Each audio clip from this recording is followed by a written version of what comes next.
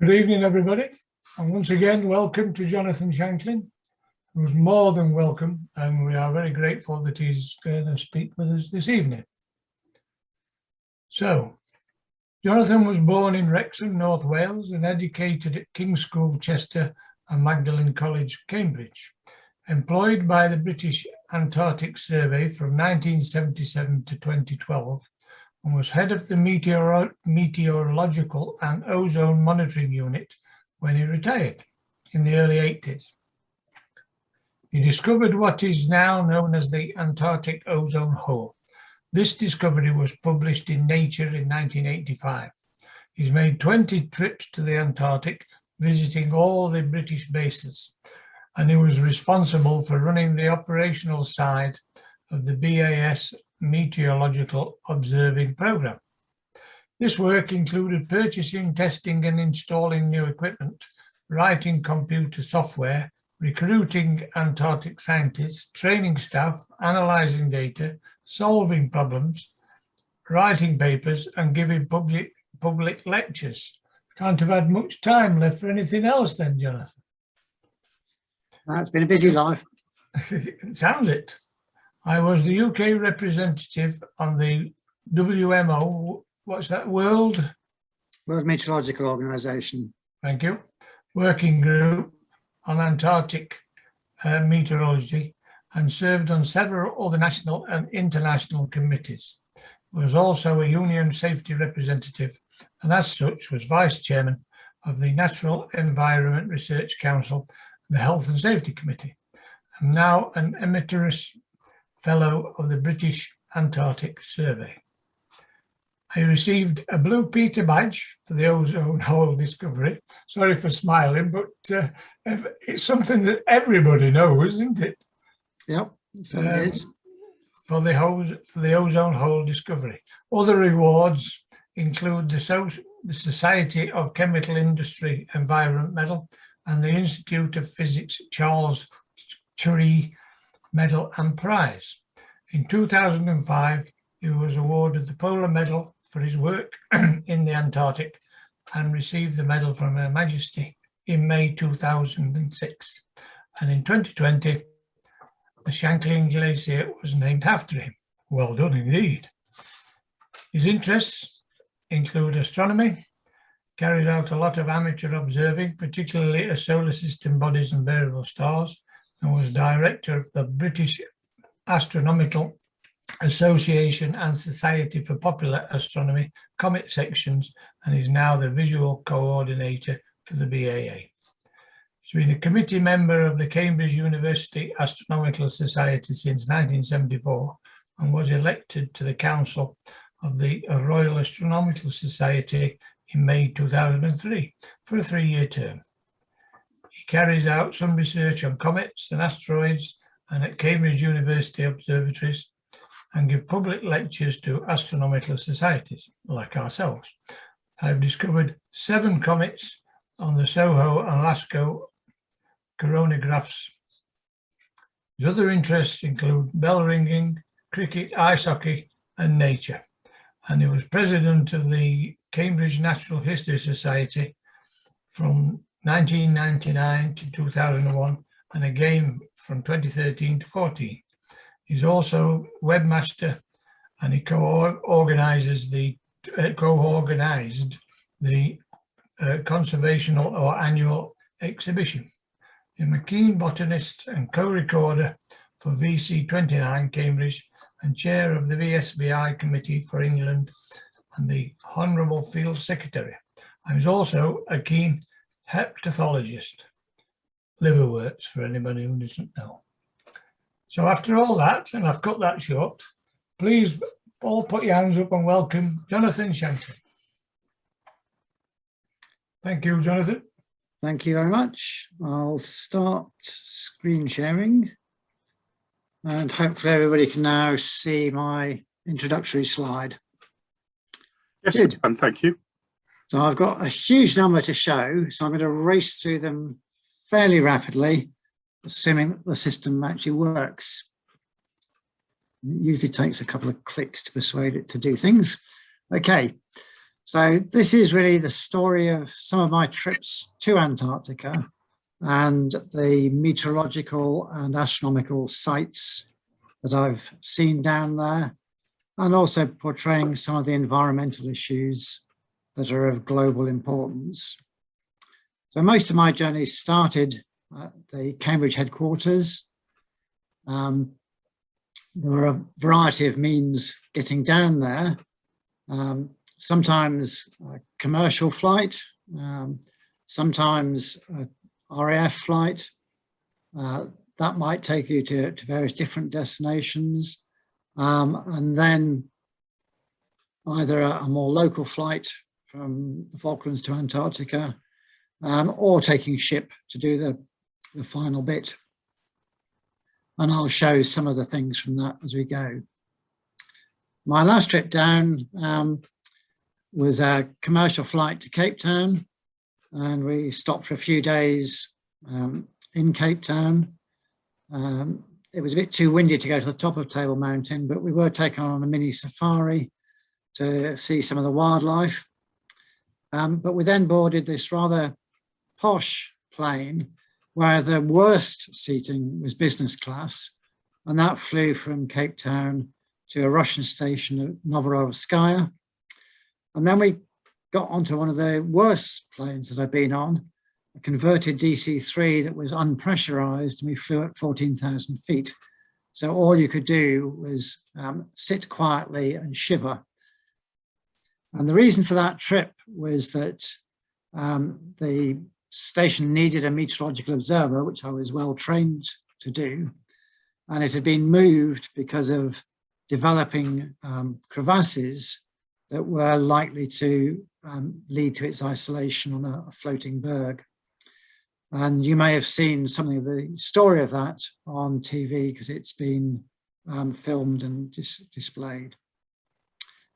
So the British stations are in what's called the British Antarctic Territory, which is a part of Antarctica claimed by the UK, but all national claims are held in abeyance under the Antarctic Treaty. Nevertheless, we maintain those claims by carrying out scientific research, operating post offices, and also having a magistrate on our stations. And I'll be saying a little bit about life on South Georgia, Vanadski, Rothera, and at Halley as we go through. Most of my trips started really in the Falkland Islands with an RAF flight, and you see these low-lying, windswept islands from the air.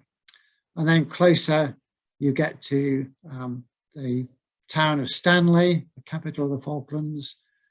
And some of my early memorable sites have been from there, perhaps a sun pillar rising up as the sun sets on the skyline. But also I was lucky enough to observe noctilucent clouds from the Southern Hemisphere. And these are really a very rare sighting because there's virtually no land in the critical latitude band where they occur. So I'm sure many of you have seen them from Yorkshire, somewhat fewer from Southern England, but there have been one or two quite good displays from the UK seen this year. And this one's one that I saw from Yorkshire a couple of years ago. One of the roles I had was supervising the weather, observing the meteorology of the British Antarctic Territory. And it can change from being very nice to being very nasty in an extremely short period of time. That doesn't stop you going about your daily work. And if the temperature is a long way below zero and you've got a bit of moisture in the air, then you quickly get iced up. But that ice melts as soon as you get indoors.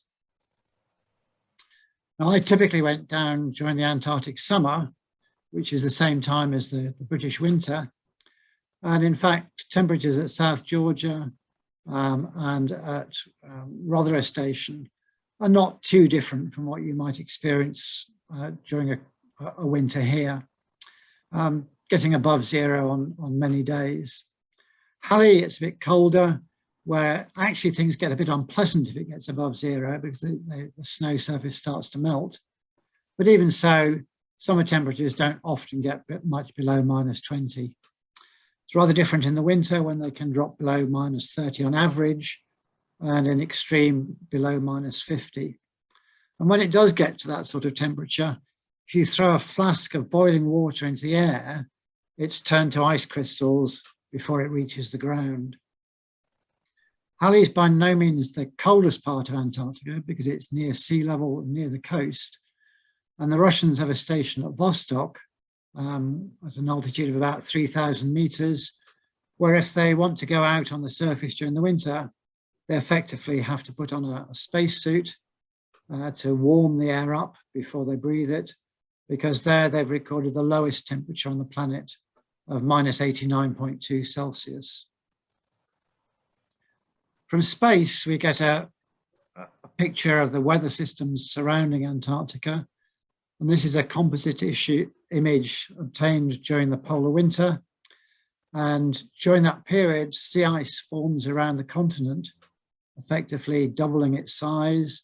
And that's these slightly grayer areas all the way around the continent. Weather systems can't penetrate very far inland because of the altitude. And so the center of Antarctica is virtually a desert. Today, we have weather stations reporting data from all across the continent. And just as we get in this country, we get forecast charts so this is just for a few hours ago of what conditions are like in the Antarctic at the moment. And you can actually see that there's a quite strong depression in this strait between the tip of South America and the Antarctic. And that is one of the stormiest ocean passages in the world. And you feel it if you go there by sea.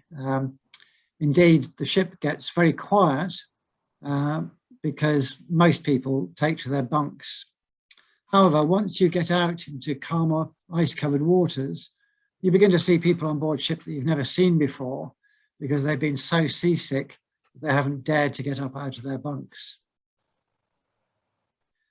And as you sail down the coast of the Antarctic Peninsula, you begin to see a few more interesting Antarctic phenomena. So this is a fog bow formed exactly the same way as a rainbow, but the water droplets are so small that you get constructive interference and you don't get the colors of the rainbow. Just occasionally, particularly in the more northerly parts of the peninsula, you do get to see a rainbow, but they're usually fairly short-lived during the summer. A rather more unusual Antarctic phenomena is a contrail. This was caused by an American research aircraft that was doing ground truthing for satellites. And quite often they will fly instrumentation that is either already on board a satellite or designed to go on board a satellite, just to check that it works when you can still tinker with it. From the air, you might see the glory, and this is a ring of colored light surrounding the shadow either of the aircraft or your head. And that's caused by interference on the water droplets that make up the clouds. You can see a similar effect on occasion on the snow surface. And this is part of the 22-degree halo, although it's formed by ice crystals on the surface rather than, as is more usually the case, ice crystals in the air. But you can see quite clearly that the sky or the ground inside the halo is much darker than the outside. And that's because all the light that would be normally coming from there has been scattered to make that halo. Something that you see along an Antarctic Peninsula or perhaps across the mountains of South Georgia are wave clouds or stack of plate clouds. And these also form along the Rockies. And some American test pilots saw these and interpreted them as unidentified flying objects. Well, they were in the air, and they can actually move quite fast because winds blowing at an angle to the mountain range can cause them to move much faster than the mean wind speed. But they can be quite spectacular, and as this one does, show iridescence at the cloud margins. You might also be lucky enough to see miraging, and this is actually a mirage of a distant ice flow that rises perhaps a meter or less above the sea surface, but is magnified by the lensing effect of dense air near the ground to create towering cliffs.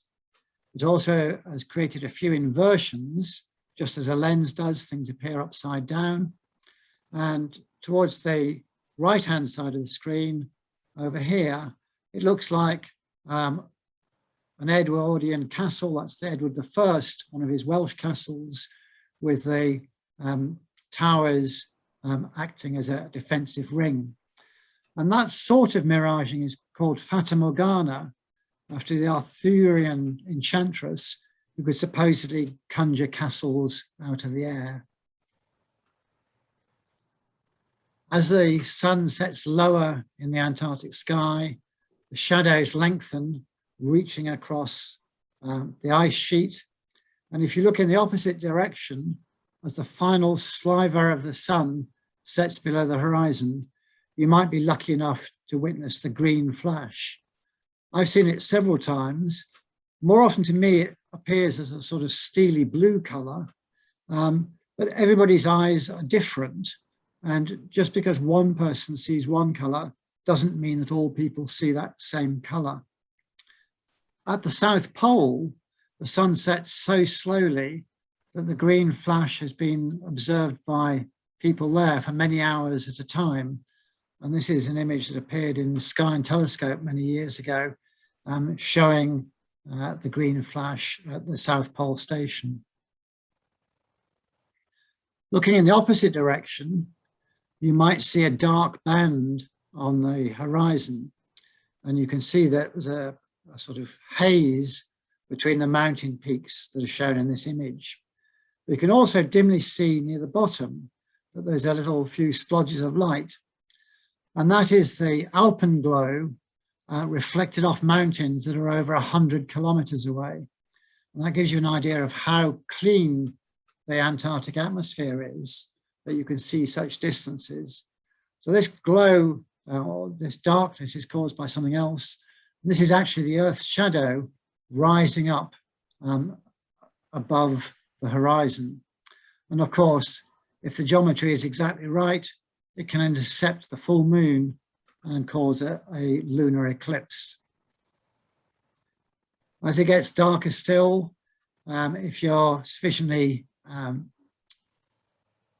in a dark sky, you can see the southern Milky Way rising above the horizon. And here we've got the Coalsack Nebula, the Southern Cross, the 2 pointers to the Southern Cross. And here are the Magellanic Clouds, which really do look like partially illuminated cumulus clouds. Also, although I didn't see it at the time, there's either a meteor trail or a satellite trail that's in the background there. You can also see the whole of the Scorpius. Here's the head of the scorpion, which we see from this country, but also its sting that winds around, and you have to travel much further south in order to see. I've seen a few comets from Antarctica. I wasn't lucky enough to be there to see this one, which was really quite a nice comet, nor was I able to see the most recent of the bright sun-grazing comets, Comet Lovejoy in 2011.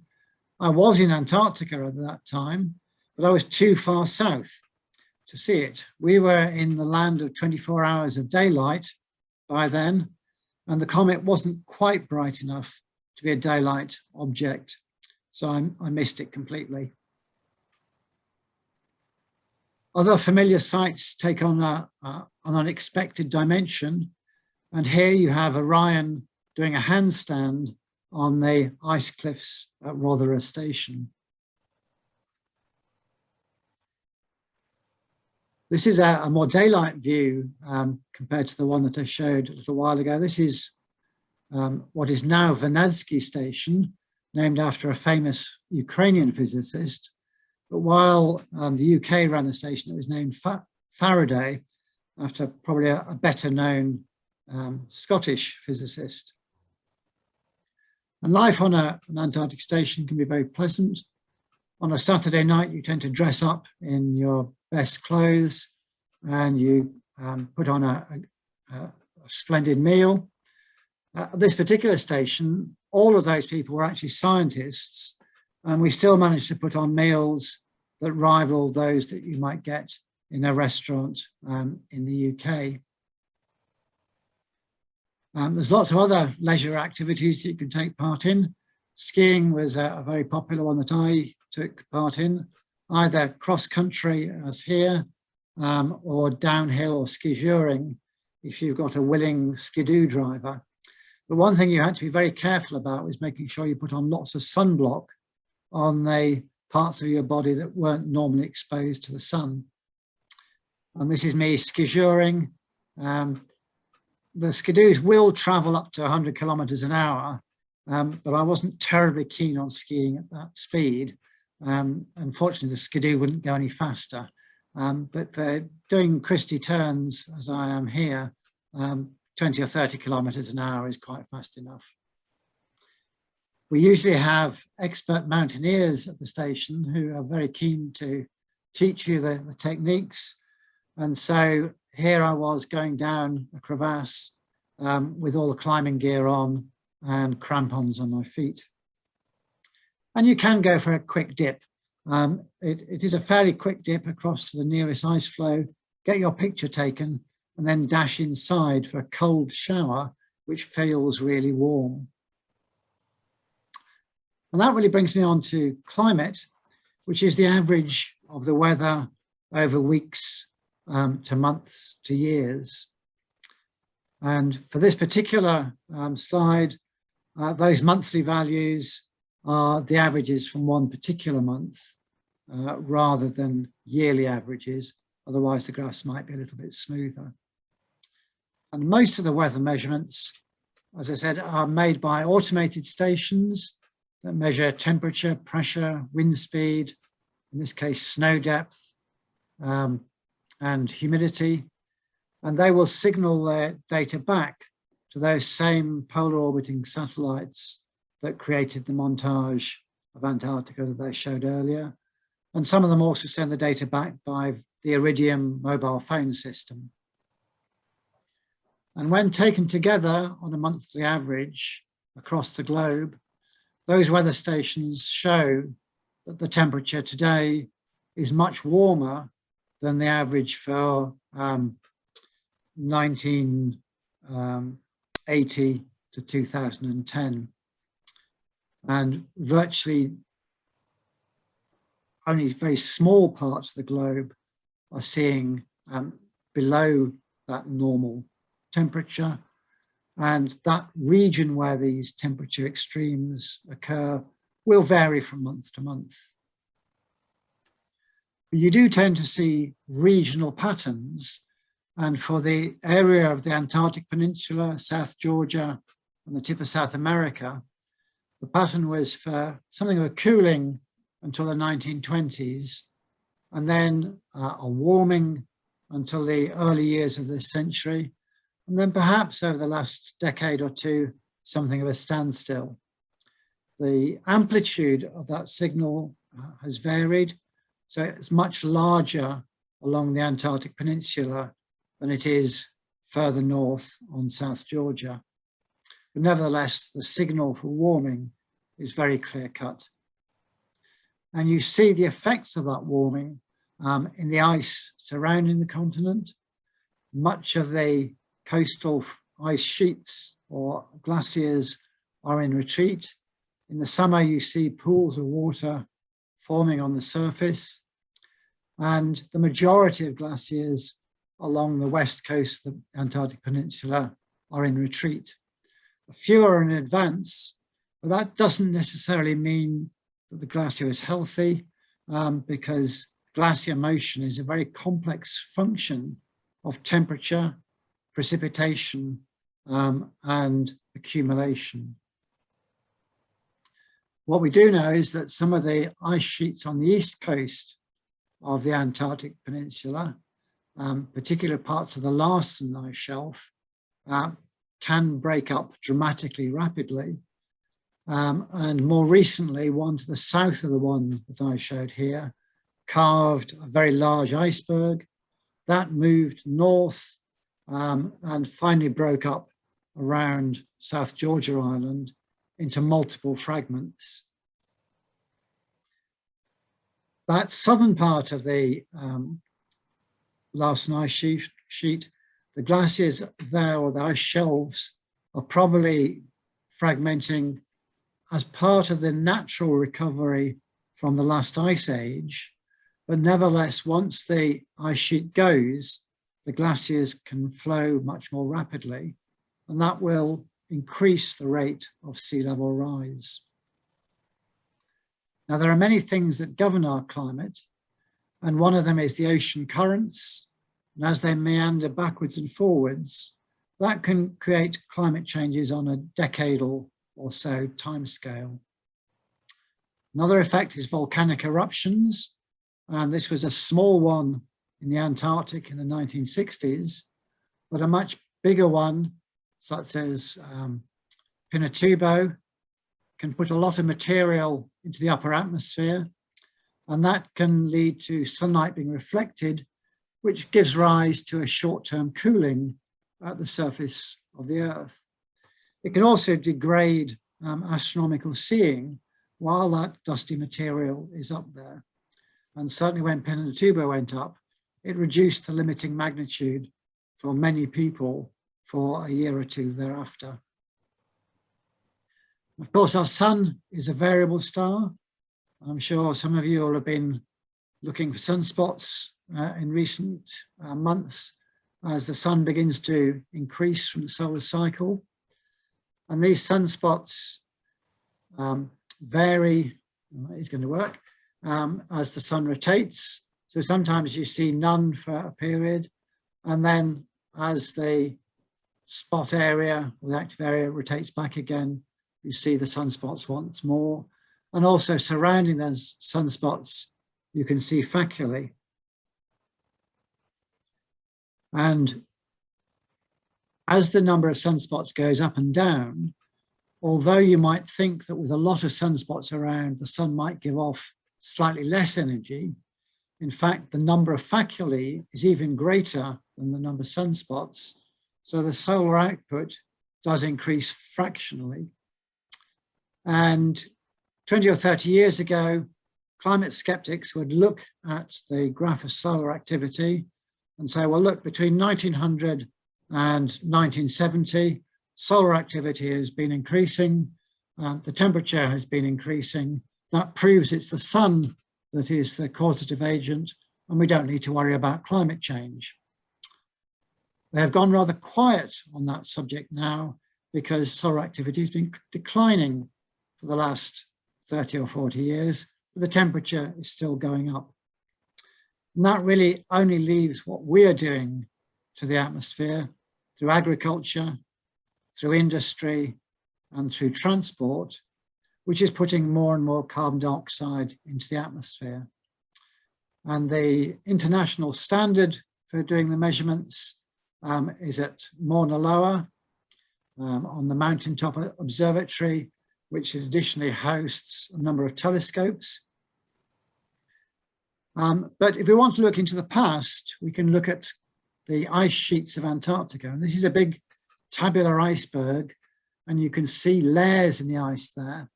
Those correspond to annual layers, just as trees have annual rings.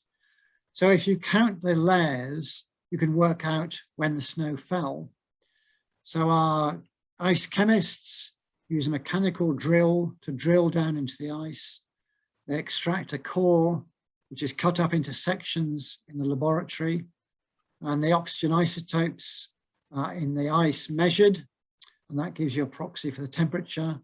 And then the amount of carbon dioxide in the air bubbles is measured, and that gives you the direct link. And today we can take ice cores that go back 750,000 years, which is several glacial cycles, but the chemists are hoping to be able to find somewhere in Antarctica where they can go back 1 million years, where the cycles were rather different to what they are now. And this small section of one of those cores shows the conditions from the last interglacial period, when temperatures were not very different to what they are now, and the slow decline as you go into an ice age, and then the rapid recovery into our present interglacial, and then on a much more expanded time scale, carbon dioxide levels in the pre-industrial era and what they're doing today. And there's two things of particular significance here. One is the level where we are today is as much above an ice age as an ice age, is as much above an interglacial as a glacial period is below an interglacial. And then a glacial period is about 8 to 10 degrees warmer than we are at present. And so we're likely to be stacking up for the long term temperature rises of much more than the 1.5 degrees that they talk about for the Glasgow COP meeting. We're talking about in the long term 4 to 8 degrees, which would be a much bigger catastrophe. Also, it's the rate of change. We are doing things in 13 years that nature took 1,000 years to do. And that means living systems will find it increasingly difficult to adapt to the changing climate. Astronomers may also find it difficult to adapt because a warmer climate holds more water and hence more clouds. And just to show some of the effects that it might mean for the UK, one particular area of concern is the area where I live, East Anglia, because even for a small sea level rise, if the wind and pressure is in the wrong direction, the funnel shape of the North Sea can amplify sea level rises and perhaps overtop flood defences. And given that much of the hinterland of the Wash, which is our best agricultural land as well, is below sea level, it's not impossible that in 1,000 years' time, we might end up with Cambridge by the sea, much as it was in the last interglacial 27,000 years or so ago. But returning to the Antarctic, as we head south, one of the signs in the sky that we see is this phenomenon called ice blink. And the cloud throughout this picture is exactly the same, but down on the horizon where it appears much brighter, underneath that there is pack ice. And that was something that the old whalers used to use when they were trying to get out of trouble. They would pray for a cloudy sky and look up and hope to see dark lanes in the clouds where they would be safe. And although our ships are ice strengthened, they're not strictly ice breakers. And so when the pack ice gets thick, they find it fairly slow going. But having battered their way through the pack ice, typically the ship would tie up alongside what's called fast ice.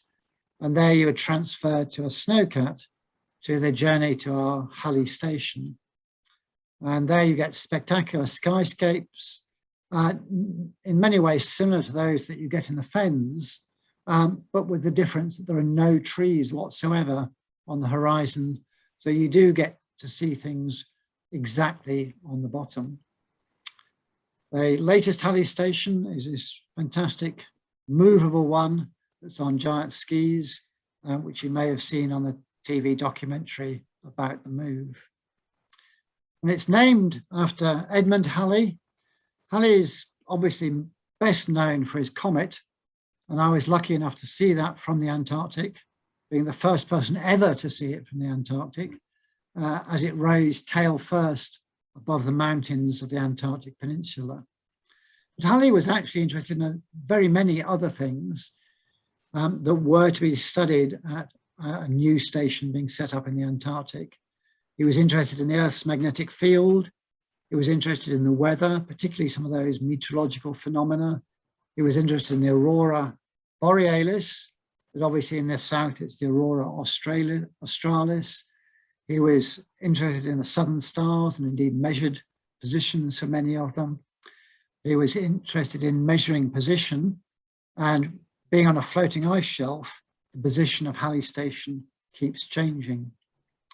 So as the Royal Society was setting up the station, Halley had been a secretary of the Royal Society, and it was the 300th anniversary of his birth, and it all seemed very appropriate to name it after him. And it's gone through a good number of different incarnations. Inside that building, life is very comfortable. There's a games area, a bar, a canteen, kitchens, bunk rooms. And during the winter, this is as bright as the sky gets. The station never gets true astronomical darkness all the way through the polar winter, because it's only at 76 degrees south. So they're into fairly strong nautical twilight at midday at midwinter. But they are inside the auroral oval, and the first sign of an auroral display is what I'm showing here in the top of the picture. Just a faint glow in the case of Halley on the southern horizon. Here it would be on the northern horizon. And in the UK, you would just dismiss that as light pollution from the neighbouring village. But in Antarctica, the nearest neighbour is 200 kilometres away, so there are no neighbouring light pollutions. And then as the display develops, you get to see the quiet arc, which usually has a greenish colour to the naked eye. And then as it becomes more active, you might be lucky enough to have bands and rays virtually overhead. Occasionally the aurora takes strange forms, and this perhaps resembles an angel or a dragon flying through the sky. And this may be where some of the Norse myths and legends of creatures in the sky arose. They looked up at their night sky, saw moving shapes, and interpreted the aurora borealis as a living thing. But today we can beam radio waves up at it from giant radar arrays and measure its precise position in 3 dimensions to work out exactly how the aurora arises. Halley is quite well placed for this work because its geomagnetic latitude is quite different to its geographic latitude, and that enables you to separate out features that are caused by latitude and which are caused by magnetism. And essentially, the aurora is caused by charged particles from the sun compressing the Earth's magnetic field, which then causes particles that are already trapped within that magnetic field to be accelerated and precipitated out in the auroral ovals. Another thing that you get to see quite often at Halley and also at Rothera are very intense halo displays. And they're particularly intense because the ice crystals causing them are very low in the atmosphere. When the air is cold enough, you get water vapor condensing directly to tiny little ice crystals that fall out of the sky like a million diamonds. And that gives rise to the phenomena called diamond dust. And it also gives rise to these really intense halos. there is the two parhelia at 20 degrees or 22 degrees either side of the sun. Here there's a circumzenithal arc, and on occasion you can get a band of light stretching 360 degrees all the way around the horizon. And I was lucky enough to see that on one occasion, along with halos at 90 degrees to the solar position, which are known as Hevelius's arcs, or Hevelius's parhelia, because they were seen by Hevelius in Danzig in the 17th century, which was, of course, was when the Little Ice Age took place in Europe, and perhaps such phenomena were more frequent than they are today. The native inhabitants near Halley are the emperor penguins, and I'm sure you've seen plenty of documentaries showing the penguins in their big colony on the fast ice. The eggs are laid during the polar winter.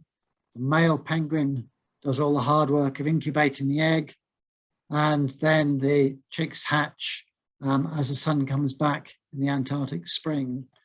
I've not been there to see them at this stage, but I've seen them slightly more mature when the adolescent chicks are looked after by a few adult minders to make sure they don't misbehave themselves.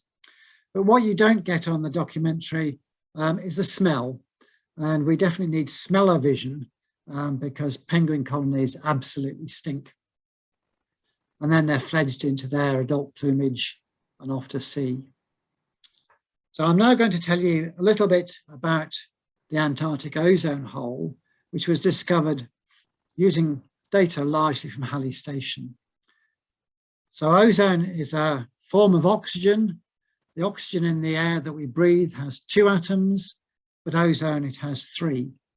And it's naturally created by the action of sunlight on oxygen in the air, breaking it apart and allowing oxygen molecules to react with oxygen atoms to make ozone.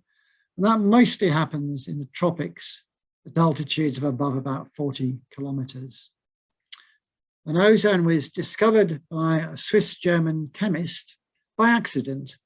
As with many scientific discoveries, it wasn't an experiment by design. It was a byproduct of something else he was doing. And what he was doing was passing an electric current through water to make hydrogen and oxygen.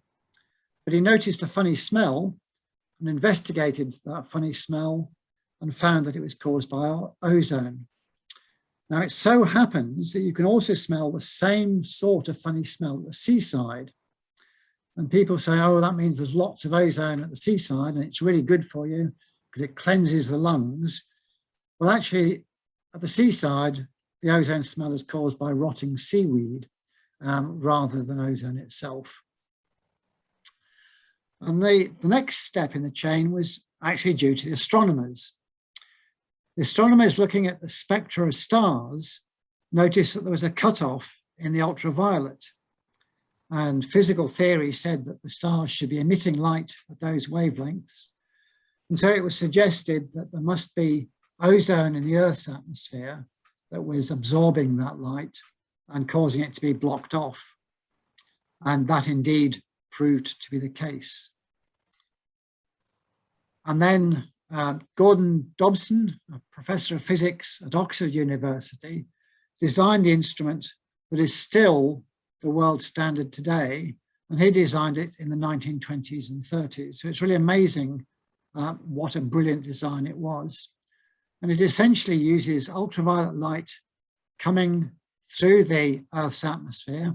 So this is part of the spectrum which isn't blocked off by the ozone layer, and uses the intensity of that light to measure the amount of ozone present. And Dobson first sent one of his instruments to Halley for the International Geophysical Year of 1957-58. And they originally built their station on the surface of an ice shelf, but quickly found that anything that you leave on the surface gets buried by snow, which is why we eventually moved to a movable station. And I've used that instrument over many years in the Antarctic, most recently at the new station, where you have a really quite comfortable shirt sleeves environment to do your observations. And it uses 2 wavelengths of ultraviolet, which are differently absorbed by ozone. So provided you know the ozone absorption coefficients, you can work out how much ozone must have been present to create the difference. The really shortest wavelengths of UV are completely blocked by the ozone layer. But if you're an astronaut, like some of the British guys that have been up in the space station, you do need to worry about those. And that's why typically when you see pictures of astronauts doing their spacewalks, you can't see their faces because they have a gold visor which blocks out the UV. And when I joined the survey, there'd been concerns that the exhaust gases from Concorde or spray cans might destroy the ozone layer. And me being a young graduate physicist thought, what was a rubbish? That can't possibly be the case. I know, I'll show them this year's data. I'll compare it with 20 years previous that my boss had worked on. They'll be the same and we don't need to worry. Now, it turns out that the chemical reactions are very complicated and I didn't know anything about chemistry, but these are some of the reactions that have been suggested. And the key thing was that chlorine from chlorofluorocarbons might take part in catalytic cycles. And so when we had an open day, I thought, right, I'll show people that everything's okay. And that led to the discovery, which Joe Farman, Brian Gardner and myself eventually published in Nature, linking precisely the increase in chlorofluorocarbons with the decline in ozone. And that decline continued until the early 90s, and then since then has slowly begun a recovery. It's barely statistically significant so far. And that's simply because the chlorofluorocarbons are such stable gases that once they got into the atmosphere, they hang around for a very long time. And we'll have ozone holes for probably another 50 years. And the reason that we get an ozone hole is that during the Antarctic winter, temperatures in the ozone layer drop below minus 78 degrees Celsius. And that allows clouds to form in the ozone layer itself. These are called mother of pearl clouds or nacreous clouds or stratospheric clouds. And you might have been lucky enough to see them from this country. They do occasionally form, and I'll come back to that. But on the surface of these clouds, chemical reactions take place that put the chlorine from the chlorofluorocarbons into an active form, so that when the sun comes back in the Antarctic spring, ozone is destroyed at about 1% a day over Antarctica. And this little movie loop shows last year's ozone hole beginning to form over the continent. It eventually covers the entire continent, sometimes clips the tip of South America, but never goes over Australia and New Zealand. And eventually, at the end of spring, it fills in only for the process to start again the next year. When the ozone hole is around, we have to be very, very careful indeed, because you can get sunburnt in as little as 5 minutes unless you put on sunblock and protect your nose and eyes with appropriate protectors. Thanks to our discovery, all the world's governments have signed the Montreal Protocol. And for example, today, if you scrap an old fridge that contains CFCs, they have to be recovered from it before the rest of the fridge is recycled for further use. And the treaty is clearly working.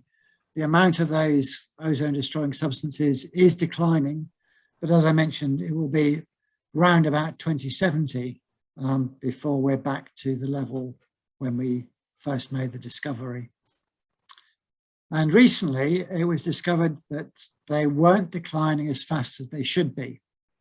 And this was down to ground-based measurements of atmospheric air, and some clever detective work traced this back to factories in China that were manufacturing CFCs illegally. And I'm glad to say that once the national Chinese government was made aware of it, they have cracked down completely, and the slow decline in CFCs is back on track. Many people ask, why do we get an ozone hole over Antarctica? And it's largely an accident of geography. The Antarctic is a mountainous continent surrounded by an open ocean, whereas the Arctic is an open ocean surrounded by mountainous continents. And that makes the wind system in the two hemispheres rather different. In the Arctic, it is much more complex. We get jet streams that meander backwards and forwards. And that means that on average, the Arctic is about 10 degrees warmer in the ozone layer than in the Antarctic. So that means that stratospheric clouds are rare phenomena, or I should say were rare phenomena in the Arctic. And so by and large, ozone depletion doesn't happen much. But on occasion it does. So in 2016, there was substantial ozone depletion over Northern Europe and the UK. And that was linked to polar stratospheric clouds. And I was lucky enough to see this display from Cambridge. And one reason why I say they were quite rare is that although global warming warms the surface of the Earth, higher up the atmosphere is cooling. Also, the decline means that the Arctic atmosphere becomes a little bit more stable, as we've been discovering this summer, where we get wind systems that lock themselves into place, and we get longish periods of either very hot or much cooler weather. Also, ozone itself is a greenhouse gas, so where there's less ozone, there's less absorption of solar energy in the ozone layer, so it gets cooler, and so we have a positive feedback situation. But overall, the situation is very complex. There are a lot of interactions, and so my position is that we should never be adding things to our atmosphere unless we are 100% certain of what the consequence of that action will be. Well, that's pretty much come to the conclusion of my main talk. But I just want to say a few words as a responsible scientist. And so now I'm speaking in a personal capacity. What you've heard so far is entirely the scientific studies for the British Antarctic Survey. So now I'm sort of combining things with a personal view. And this is very similar to the story of the emperor's new clothes. Our politicians and economists present a rosy picture of growing GDP. And yet, just as the courtiers managed to persuade the emperor that the fine garments that they were holding up in front of him could only be seen by a really wise person, and got him to go stark naked onto the streets, this is what many of our leaders are doing today. So I'm going to take you back to first principles. If you went to a doctor and said, "Doctor, I've got a headache," you'd expect the doctor to see what other symptoms you were showing, because the headache might have been caused, for example, by a blow to the head, rather than just a simple migraine or something like that. So let's look at some of the symptoms affecting us. I'm going to take us back to Antarctica again, to the whaling industry that was thriving in the 1960s. The whalers thought there could be no end to the harvest from the seas, but then the supply of whales dried up and the whaling stations were abandoned to rusting ruins because they'd simply taken too many whales to be sustainable. There are also the Antarctic Albatrosses. This is a wandering albatross. Their numbers have been plummeting, in large part due to longline fishing that was unregulated. The various organizations have been working together to regulate fisheries, and there is some evidence that the decline at least has stabilized. Closer to home in the North Sea, the cod take has been declining. The scientists recommend what is a safe limit for catch. The politicians ignore that advice and keep on hauling out fish because they allow it. But really, we should allow the stocks to recover if we wanted to have a sustainable harvest. Water is another area where there are global problems. Sometimes not enough water and there are droughts. Other times too much water and there are floods. That extreme nature of climate is likely to increase as we add more and more carbon dioxide and methane to the atmosphere. There are other environmental issues. There's declining biodiversity, all the world's living things, and studies by the Worldwide Fund for Nature show a substantial decline over the last 40 or 50 years. But there are other things. There's soil degradation, there are plastics in the ocean, there's fishing and overfishing of the ocean, there's mining of the seabed, there's water pollution, there's atmospheric pollution, and so on. And the bottom line is that we're using resources at an unsustainable rate that needs over 3 planets if we are to keep doing it at the same rate as we are today. So we have to reduce our consumption by a huge amount.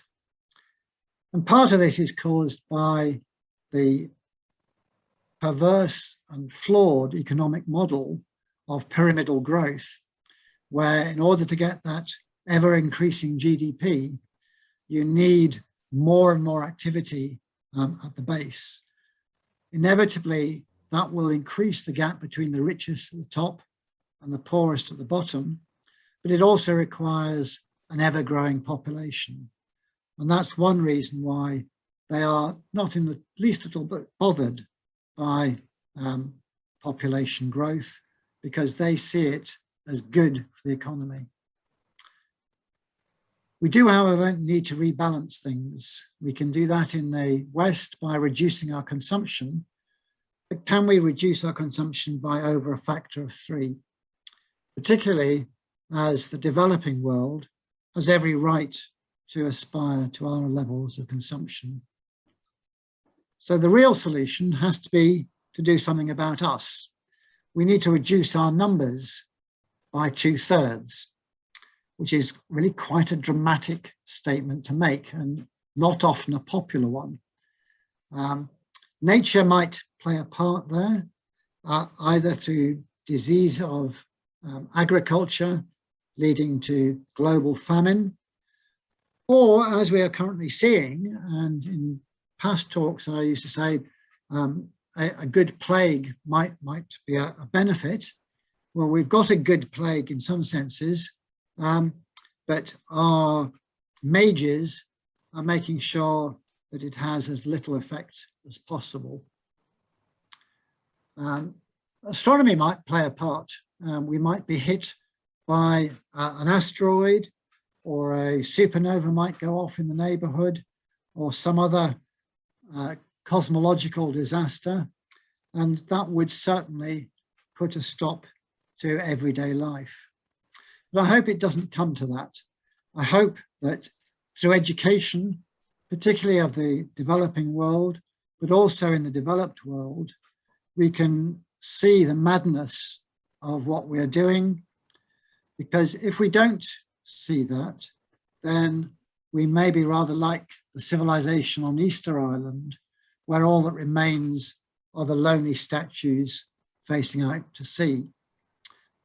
That was a civilization that used up all its resources, at least according to one story. Another is that the Western world imported all sorts of diseases, and it was those that finished them off. But at least this image shows that even if we write ourselves off, there is still hope for living things on the planet, because there you see green grass and yellow flowers. And I think no matter what we do, living things will survive. So that brings me to the end, and I will stop sharing and hand over to the chair for the interrogation. Jonathan, thank you for a wonderful, thought-provoking talk this evening. Sobering ideas at the end, but ones that we should consider very, very seriously. So, ladies and gentlemen, I'll be looking for questions as usual. A digital hand, please, if possible. If you can't do a digital hand for whatever reason, then please wave at me, but give me time because I've got at least 2 screens to look at. Jonathan, you just touched on the fact that the northern jet stream and the southern jet streams are very, very different. Can I take it then that the southern jet stream isn't meandering as much as what we see in the north? Yes, that's right. The Antarctica is more or less a circular continent with that wide gap around it at about 50 odd south. And so the jet streams there, they're mostly circular-ish, but they may go to be elliptical and on occasion triangular or broadly triangular in shape. And that's much simpler than we get in the Northern Hemisphere, where there are whirls and swirls, which is what sometimes brings up the warm air from the south, as happened in last month. And then at other times, as we've had more recently, gives us the cold polar airflow. Well, at least the English cricket team's grateful for the cold polar airflow over the last few weeks. Yeah. So, ladies and gentlemen, over to you. And I'm looking for questions. If anybody's got a question, wave your hand at me. Oh, Catherine. Oh, okay. You mentioned about there's the calmer waters where the ice is. I've noticed in videos and on programs so that the ice can be, that the water can be very, very calm up in the Arctic. Is this a real scientific phenomena? And if so, is it caused by maybe the increased viscosity of the water or by the damping effect of the pack ice? You've got it in one there. It's the damping effect of the pack ice, yes. Which really reduces the waves. And you see the same sort of thing in some of the movies where they pour oil on troubled waters. And again, that can have a damping effect on the waves, particularly breaking waves. But it's when you have the ice flows, the fact that the water has to lift them up and down, even though they're floating, they still have quite significant mass. And so just the energy required to move them up and down is a really effective damping agent. Thank you very much. Jonathan, another question from me, if you don't mind.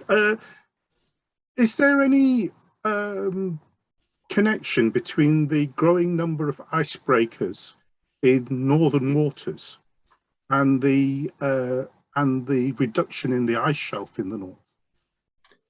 In many ways, yes, because what those icebreakers are doing is looking for the northern passage.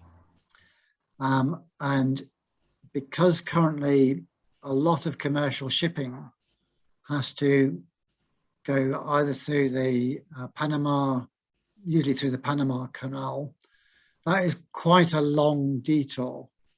And so that has 2 things. One is the amount of fuel that you burn and the time it takes. So if you can do a faster northern or northwest passage, then the company saves money by a considerable amount.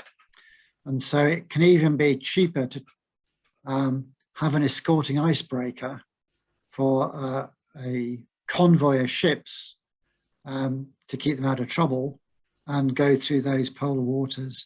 So those icebreakers are the minders, if you like, for some of the commercial shipping activity. And the Arctic ice cover is declining largely on a year-by-year basis. And although people talk about an ice-free Arctic, they're not really entirely talking about an ice-free Arctic. They're talking about only limited pack ice, such that unprotected ships can sail through without trouble. Right, thank you for that. William. A question about the magnetic pole. How far away is it from the geographic pole, and how is it moving? And lastly, does the position and movement of the magnetic pole affect weather at all? Right, the last one's probably the easiest. As far as I know, it doesn't affect the weather, except that it does to an extent sort of affect space weather. So the aurora will be affected by the movement of the magnetic pole. And there is some very slender evidence of linkages between what's going on at heights of about 80 kilometers and what goes on at heights lower down in the atmosphere near the surface. But it is very much a second order effect rather than a primary effect. So most of our weather variation takes place near the surface. In terms of where the south magnetic pole is,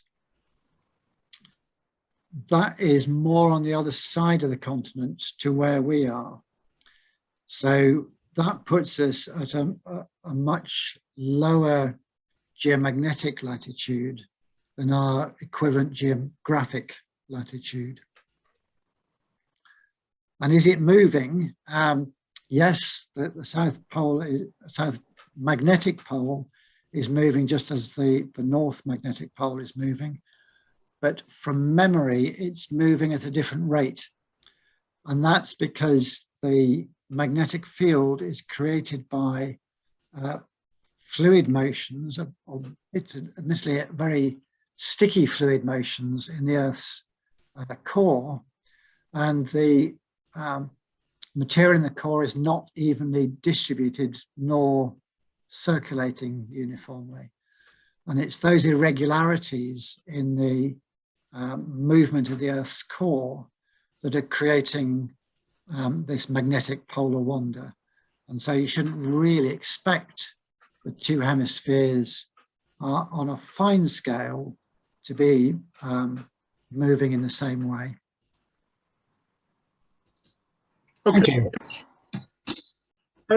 Jonathan, the research station, Halley 6, has been in the press on and off for the last 18 months, having to be moved on a couple of occasions. I don't think it was manned last winter season, was it? It was left on its own. Yeah, that's right. It's one of our really big successes, is the automation of much of the scientific equipment on the station. So for the last 2 years, everything has been serviced in the summer and then left to fend for itself. Power comes from a micro turbine, which is oil powered and can automatically pump fuel from a storage container into a day tank.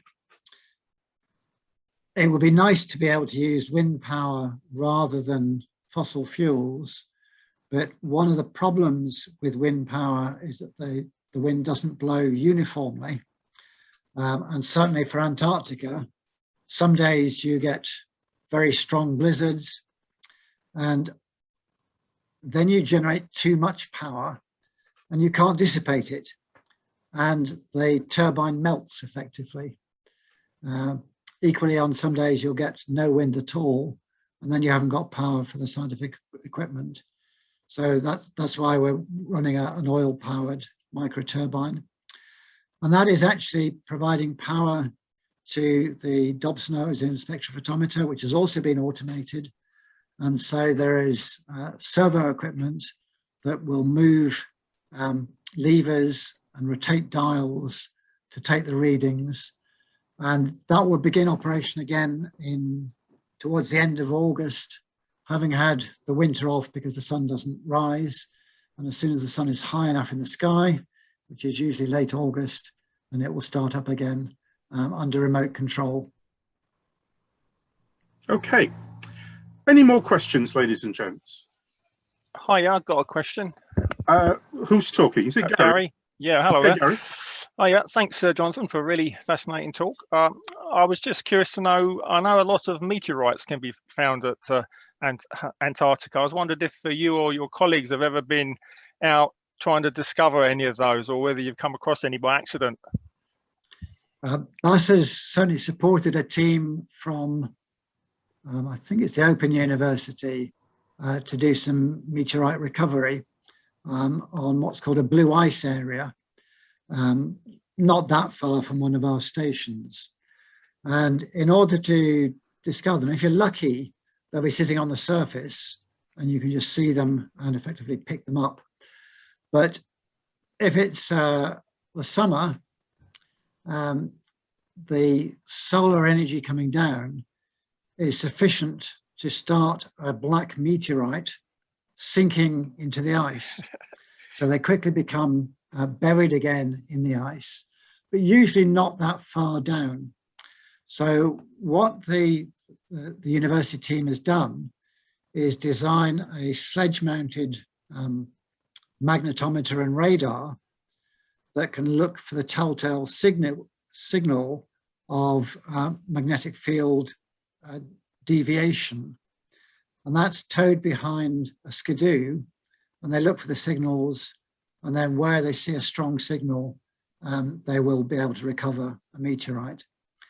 And that is really important work, because these meteorites that are found in Antarctica are a uniform mix of everything that falls on the planet, whereas mostly the recoveries that are made, except in exceptional circumstances like the recent one that fell near Cheltenham, are iron meteorites, because they last for the longest after they've fallen, given that most meteorites crumble into dust due to weathering very rapidly. And that's another reason why many meteorites are found in, say, the Sahara Desert or the Australian desert. In a temperate location like ours, meteorites simply don't last. They had a problem with the sledge because they hadn't made it robust enough to survive the Antarctic conditions. The ice was a bit bumpier than they'd anticipated. So they were redesigning it, and then COVID struck. And I think the plan is possibly that they will try again this coming Antarctic summer. Okay, thanks very much. Yeah, cheers. Jez Robinson. Howdy. Yeah, I was just wondering what, if any, impact Mount Erebus and its eruptions has an effect on the ice and the ice quakes. Were you any witness of those while you were there? Or? So Mount Erebus is right the other side of the continent and is not part of the British Antarctic Territory, so we don't really go over there.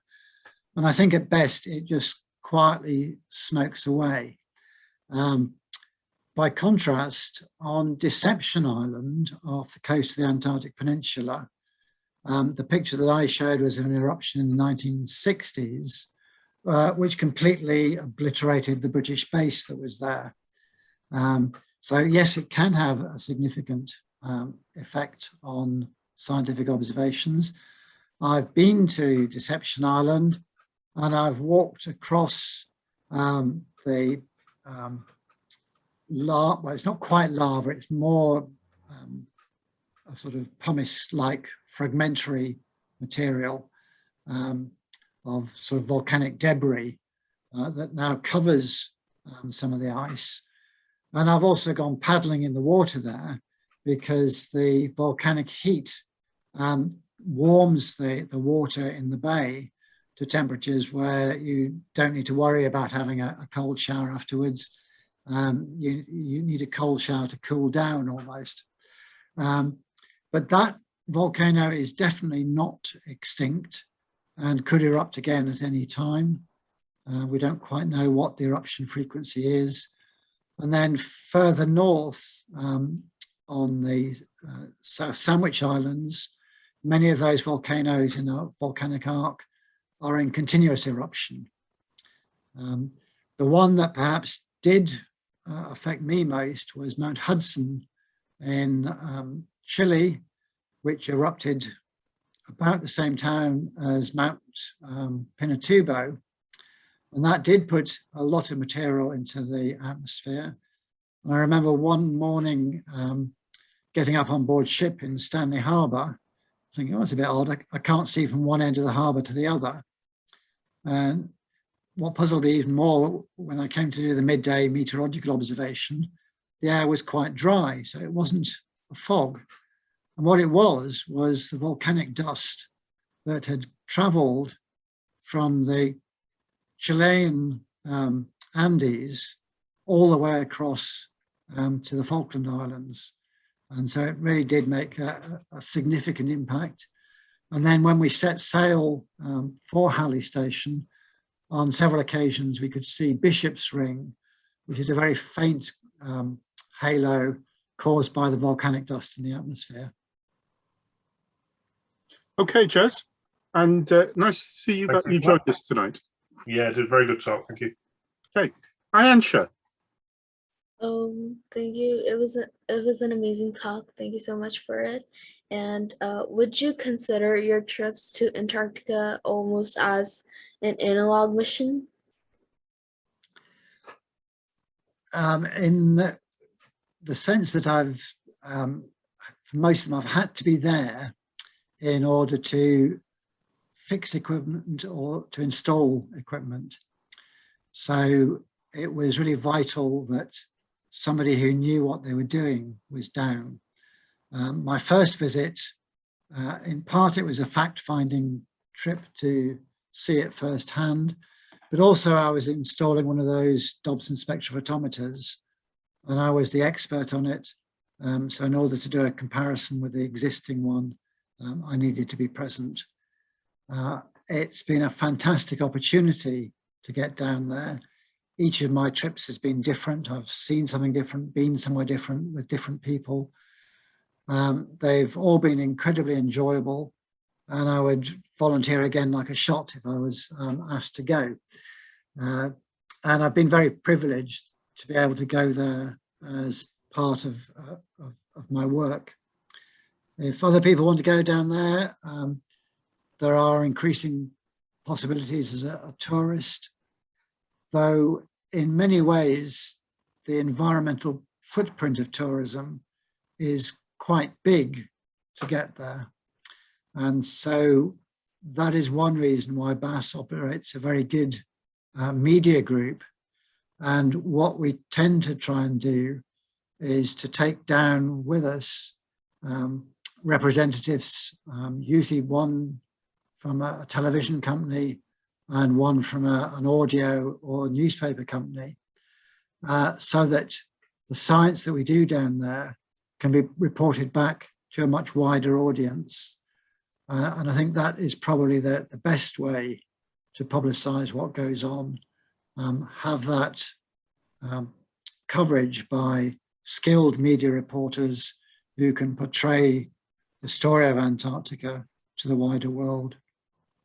It's an interesting point that you've brought up there, Jonathan, when we're talking about global warming. There are clear indications that the amount of air travel that humankind engages in has a direct effect on our climate. The numbers that came out after the 9/11 attack in 2001, when the Americans closed down their airspace for nearly a week, their surface temperatures reduced by a couple of degrees, there are clear indications that tourism and air flight have a significant effect on global warming. Yes, there's no doubt about that whatsoever. As far as I know, there haven't been studies published yet of the impact of COVID on flight reductions, but obviously that was very dramatic as well, particularly during our first lockdown, where I think many of us saw beautiful blue skies almost for the first time. And that showed two things. One, that those aircraft are putting a lot of water vapor up into the atmosphere, which then I think largely it will be reflecting solar energy, but it is a very complex process. So I will be looking in the meteorological journals with interest to see what the final analysis is on what the impact was. Okay. I'm looking for two last questions. Mick Mickles. Mike, can you unmute yourself? Going on what you're saying about climate change, I mean, there is no doubt that humans are adding to that, but here lies the but. There are lots of natural things adding to that, which scientists don't mention whenever they do a report, and that's your problem. Yes, I think too many scientists are narrow specialists, and we need a lot more generalists who will be able to link up the many issues together. And at the moment, the specialists put a sticking plaster on every problem that comes up, when we need rather more surgery that on the one thing that links them all. I think Paul Hine had a question as well. You need to unmute yourself. Paul?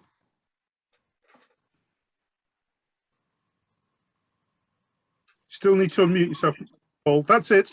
Sorry. Yeah, I'm going back to the when you moved the station. I watched that program and I was absolutely mortified when it turned out that you had to actually abandon it altogether, because although you moved it, you got another massive great big crack in the ice. And I was wondering, have you gone back to it? Is it the same station or what? You know, so. Yes, it is the same station. It was designed to be moved. But when we put it up in 2012, the hope was that it would stay put for maybe 20 years before it had to be moved to a new location. And then we found that this pair of crevasses was beginning to open up. So an emergency move was organised, which went very successfully. The decision was made that because the ice shelf was going to be very unstable, if it did all break off, then it wasn't safe to leave people behind. And so everybody was evacuated at the end of that first season.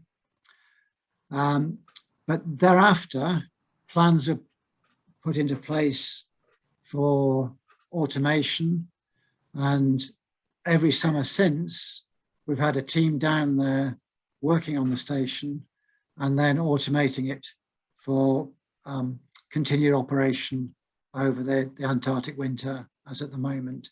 So it is exactly the same station that was built in 2012. There's been various additions made to it in the way of additional cabooses and the like. But the problem that we have at the moment is getting more large hardware in, because there is no landing place for the ships to offload cargo. And so until the ice shelf stabilizes, we have to wait and see what happens next. So they can fly fuel in and keep things running. And so I suspect it's going to be summer operation only for at least another year. That's got to be the most boring thing I've ever heard, having to abandon a station and automate it. It's a bit Yeah, different I from mean, it actually does being there. show our mastery of technology, because it wasn't designed to be automated in the first place, and we've managed to do it. Yeah, but So- you'd rather be there in person though, wouldn't you? I would certainly be much rather Yeah, be there in yeah. person. Yeah. Yeah. Okay, ladies and right. gentlemen, I think we've worked Jonathan hard enough tonight. So it just remains for me to ask you to give him a big Mexprin Swinton Astronomical Society. Thank you. So thank you very much, Jonathan. Thank you.